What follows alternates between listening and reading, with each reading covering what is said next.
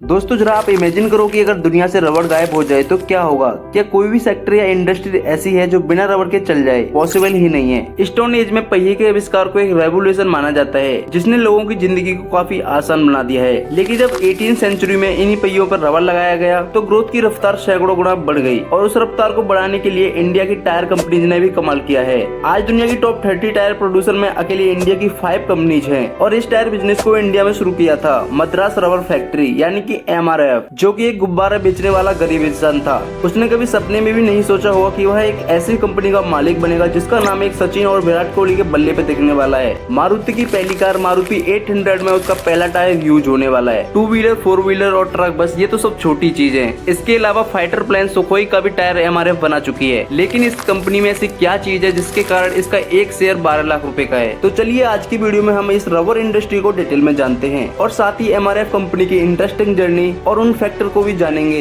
जिसने टायर के प्रोडक्शन में इंडिया को वर्ल्ड लीडर बना दिया है। दोस्तों टायर के इतिहास को जानने के लिए हमें इस समय काफी पीछे जाना होगा। यह बात है साल 1845 की, जब स्कॉटलैंड के रॉबर्ट विलियम थॉमसन पहिए के ऊपर रबर लगाने का कॉन्सेप्ट लेकर आए ताकि पहिए आसानी से घूमने के साथ ही शॉक और जावर भी काम करें। लेकिन प्रैक्टिकली इसका प्रोडक्शन पहली बार जॉन वाइट डनलप ने साल 1888 में किया और उनके इस टायर का इस्तेमाल कॉलवेज की पहली पेट्रोल कार मोटर वैगन में की गई और फिर साल 1905 में रोड और टायर के बीच फ्रिक्शन कम करने और पहिए की ग्रिप को मजबूत करने के लिए टायर ट्रेडर्स की शुरुआत हुई। लेकिन प्रॉब्लम यही थी कि सॉलिड रबर से बने ये टायर ज्यादा लोड नहीं उठा सकते थे, साथ ही उनकी लाइफ भी उतनी कम होती थी कि कुछ 100 मील चलने के बाद इसको बदलना पड़ता था। और इसी प्रॉब्लम को दूर करने के लिए अमेरिका की टायर स्टोन कंपनी वेलून टायर लेके आई, जिससे सॉलिड टायर के अंदर एक इन्फ्लेटेड ट्यूब का इस्तेमाल किया गया। और इस नई खोज ने टायर की लाइफ को बढ़ाने के साथ ही गाड़ियों की हेल्डिंग और फ्यूल इफिशियंसी को भी पहले से काफी बेहतर कर दिया। फिर साल 1940 में ट्यूबलेस टायर और 1949 में रेडियल टायर मार्केट में आया। धीरे धीरे समय बीतता गया और टायर की मटेरियल क्वालिटी और प्रोडक्शन तरीके से काफी इंप्रूवमेंट आता गया। अब दोस्तों ये तो सबको पता है कि टायर रबर से बनते हैं, लेकिन रबर कैसे बनता है? MRF की स्टोरी जानने से पहले ये जानना बहुत ही जरूरी है। दरअसल रबर 2 तरीके से बनता है।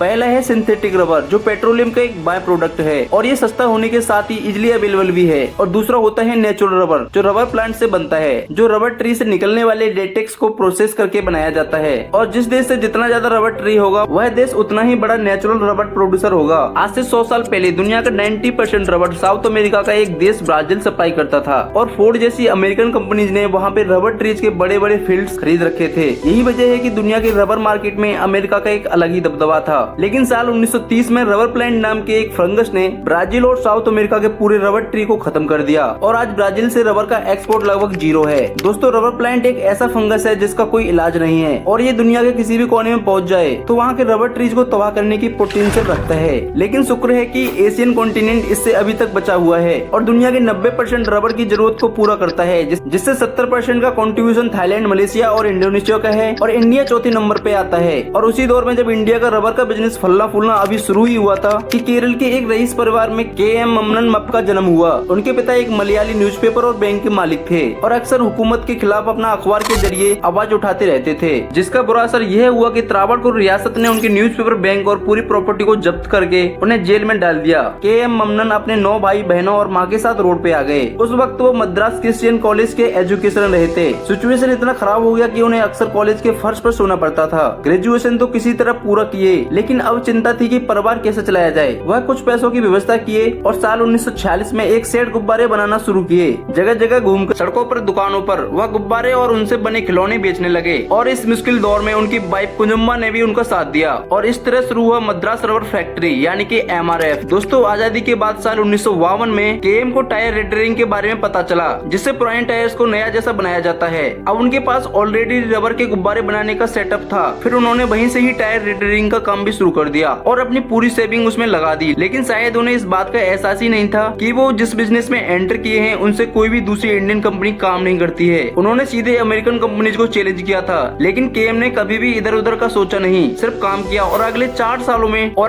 सालों में ही ट्रे टायर में MRF के मार्केट शेयर को 50% तक पहुंचा दिया। विदेशी कंपनियां तो उनकी ग्रोथ को देखकर हैरान थीं और कई ने तो इंडियन मार्केट ही छोड़ दिया। फिर साल आया 1961 जब MRF ने ट्रेड रबर के प्रोडक्शन में एक कदम और आगे बढ़कर कंप्लीट टायर बनाने का फैसला किया और अमेरिका की उस कंपनी मेस बिल्ड के साथ टेक्निकल टाई अप किया और अमेरिकन कंपनी की मेस बिल्ड के साथ टेक्निकल टाई अप में टायर बनाना शुरू कर दिया और उसी साल MRF का स्टॉक एक्सचेंज में भी लिस्ट करा दिया गया। दोस्तों के मेमन को अब समझ आने लगा कि टायर ट्रेडिंग और टायर मैन्युफैक्चरिंग दो बिल्कुल अलग चीजें हैं। मैसफील्ड को अमेरिकन की शानदार सड़कों के हिसाब से टायर बनाने का एक्सपीरियंस था, जो 60 के दशक में इंडियन रोड के लिए बिल्कुल सूटेबल नहीं था। एमआरएफ की टीम ने मिलकर भारत की सड़कों के हिसाब से जो टायर बनाना शुरू किया, लेकिन पूरी इंडस्ट्री पर डनलप, फायरस्टोन और गुडईयर जैसे इंटरनेशनल ब्रांड्स का ही दबदबा था। मेमन शुरुआती दिक्कतों से घबराई नहीं, बल्कि अपने प्रोडक्ट को दिन प्रतिदिन बेहतर करने के साथ ही उसके मार्केटिंग में खूब ध्यान देने लगे। फिर साल 1964 में एमआरएफ ने इंडियन टायर इंडस्ट्री के एक फेमस पर्सनालिटी एलिक पद्मसी को हायर किया, जिन्होंने मसलमैन के जरिए एमआरएफ के लोगों के बीच खूब पॉपुलर बना दिया। आपको बता दूं कि एलिक पद्म सिंह ने लिटिल साबुन, हमारा बजाज, सर्फ और चाली, चैपलिन फॉर चैली प्रॉब्लम जैसे सैकड़ों आइकन ऐड दिए हैं। कंपटीशन काफी टफ था और मिलिन जैसे कुछ ब्रांड ने तो एमआरएफ को एक्वायर करके उन्हें रास्ते से हटाने की कोशिश भी की, लेकिन एमआरएफ पूरी मजबूती से टिका रहा और अपनी क्वालिटी को मेंटेन रखते हुए टायर के दाम को अपने कंपटीटर से हमेशा कम रखा। अब चूंकि केरला में रबर ट्री की कोई कमी नहीं थी और लेबर कॉस्ट भी काफी कम था, इसलिए एमआरएफ का प्रोडक्शन काफी तेजी से बढ़ने लगा। लेकिन प्रॉब्लम यही थी कि वह अपने टायर को बेचने कहाँ जाए। ये 60s का वो दौर था जब मोटर कार तो छोड़िए, रोड पर बाइक साइकिल भी कम दिखाई देते थे। लेकिन वहीं एमआरएफ को एक नए मार्केट की जरूरत थी, इसलिए उन्होंने अपने पार्टनर मैसफील्ड से रिक्वेस्ट किया कि ना भले ही अपना यूज करो, अपने बाजार में टायर को बेचने दो। मैसफील्ड राजी हो गया और अमेरिका, कनाडा के अलावा एमआरएफ ने अपना टायर दुनिया के अलग अलग देशों में एक्सपोर्ट करने लगा और साल 1967 में एमआरएफ अमेरिका को टायर एक्सपोर्ट करने वाली इंडिया की पहली कंपनी बनी। वह अमेरिका जिसने टायर को पैदा किया और जहां कंपनीज का बोलबाला पूरी दुनिया में था, उनके घर में घुसकर इंडियन टायर्स को बेचना हमारे लिए प्राउड की बात थी। साल 1979 में मैसफील्ड के साथ एमआरएफ का जॉइंट वेंचर खत्म हो गया, लेकिन एक साल पहले 1978 में ही इन्होंने अमेरिका बीएफ गुडरीच के साथ टेक्निकल टाई अप कर दिया था। दोस्तों ये एमआरएफ की बड़ी अच्छी बात रही थी कि जब भी उन्हें ये लगा कि यहाँ से कुछ सीखा जा सकता, तो वो वहाँ जाकर कोलैबोरेट कर लिए और फिर एमआरएफ की स्ट्रेंथ जब सामने वाले की स्ट्रेंथ से मिलती थी तो दोनों को ही फायदा होता था। जैसे कि ट्रेडिंग बिजनेस को खूब इम्प्रूव करने के लिए उन्होंने इटली की मार्गो टीआरएस एमपीएस भी जॉइंट वेंचर किया था। फिर साल आया 1973 जब पहली बार एमआरएफ ने नायलॉन का टायर इन्वेंशन किया, जो मजबूत होने के साथ ही काफी ड्यूरेबल और सस्ता भी था। देश धीरे धीरे तरक्की की राह पर चलता गया और कई विदेशी कार और बाइक कंपनीज इंडिया में आने लगी थी और जब 1988 में मारुति सुजुकी बेहतरीन एडवर्टाइजिंग ने एमआरएफ को एक ब्रांड बना दिया।